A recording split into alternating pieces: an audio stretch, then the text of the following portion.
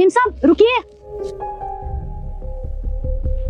Ma'am साहब ये heater है क्या? हाँ ये हीटर है। क्यों, क्या हुआ? खराब है क्या?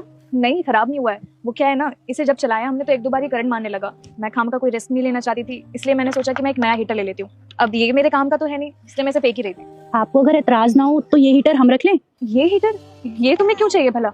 मैंने अभी तुम्हें बताया ना कि ये करंट मारता है कभी कभी। ये हीटर बहुत ज्यादा खतरनाक है तुम्हारे बच्चे के लिए, कहीं से करंट लग गया तो। इसकी चिंता आप मत करिए, हमारे जो वो है ना वो बिजली का काम ही करते हैं, तो वो ये ठीक कर देंगे। देखो मेरे ख्याल से मुझे नहीं लगता कि ये मुझे तुम लोगों को देना चाहिए, क्योंकि कल को तुम्हारे बच्चे को करंट लग गया तो बात तो हम पे ही आएगी ना। देखिए मेम साहब, आप इसे हमें दे थोड़ी रहे हैं, हम तो ये खुद मांग रहे हैं। और वैसे भी मेम साहब, आप ये फेंकेंगे, इससे बढ़िया ये किसी के काम ही आ जाए। देखो मैं तुम्हें एक सुझाव दे रही हूँ, मेरे ख्याल से तो तुम्हें ये हीटर नहीं लेना चाहिए, कहीं तुम लोगों को करंट लग गया तो। देखिए ना मेम साहब, हम लोग गरीब है, हम लोग झुग्गी में रहते हैं। दिन तो जैसे तैसे कट जाता है, लेकिन शाम होते होते ठंड बढ़ जाती है, हमारा फिर गुजारा हो नहीं पाता है, और फिर हमारे बच्चे भी बहुत जल्दी बीमार पड़ जाते हैं। इनके लिए बोल रहे हैं बस। अगर हमारे पास हीटर रहेगा तो हमें दिक्कत नहीं होगी ना, और बच्चे को भी आराम रहेगा। इसीलिए हम आपसे कह रहे हैं कि ये हीटर हमें दे दीजिए। अरे तो फिर तुम ये काम क्यों नहीं करती? तुम नया हीटर ले लो, सिर्फ 1000-1200 का ही तो आएगा। देखिए मेम साहब, आपके लिए 1000-1200 रुपये कुछ नहीं होंगे, लेकिन हमारे लिए तो बहुत बड़ी कीमत है। अच्छा अच्छा 2 मिनट तुम यहीं रुको, मैं अभी आती हूँ।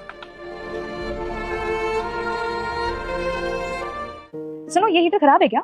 नहीं खराब तो नहीं है, अभी तो सही करवाया था मैंने। बस कभी कभी ना ऑन होने में दिक्कत देता था, इसीलिए हमारे किसी काम का नहीं है, तो फेंक दो इसे। अच्छा तुमने ये सही करवा दिया था तो ये अब ये करंट नहीं मारता? नहीं करंट तो नहीं मारता है, क्योंकि अभी तो ठीक करवाया था मैंने। क्यों, क्या हुआ? अच्छा एक काम करो, मुझे कुछ पैसे दे दो। पैसे? वो किस लिए? अरे बाद में बताती हूँ, पहले दो तो सही। बीवियों का पेट ना पैसों के बिना भरता ही नहीं है। लेकिन क्या रहे हो, मुझे सारे दो, आती हूँ मैं। सारे? इतने सारे पैसे लेके कहाँ गई? सुनिए, यहाँ पे एक औरत थी, क्या आप उन्हें बुला देंगे? अरे बबीता, देखना तुमसे कोई मिलने आया है। जी आई। सुनो बेटा, मैं आप सबकी विद्या की दाता हूँ।